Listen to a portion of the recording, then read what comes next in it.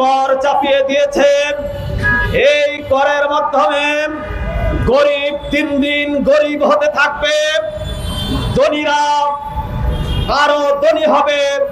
যারা দেশের টাকা বিদেশে পাচার করেছে তারা প্রত্যেকে অপরাধী, তারা দুর্নীতিবাজ। আপনারা জানেন এই বর্তমান সরকার পরোক্ষ কর চাপিয়ে দিয়েছে দেশের জনগণের উপর।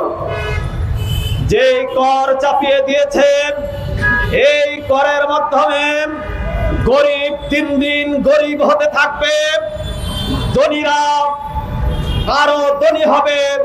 তারা তাদের ব্যাট গোপন রেখে জনগণের উপর সেই ব্যাট চাপিয়ে দিয়ে জনগণকে মারার ব্যবস্থা করেছে এই সরকার, আর ধনীরা আরো ধনী হওয়ার সুযোগ করে দিয়েছে।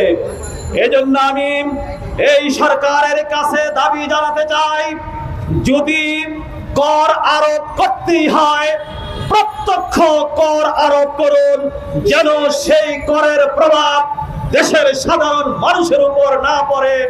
ধনীরা তাদের সম্পদের কর দিবে, তার দায়ভার গরিবরা নিবে না।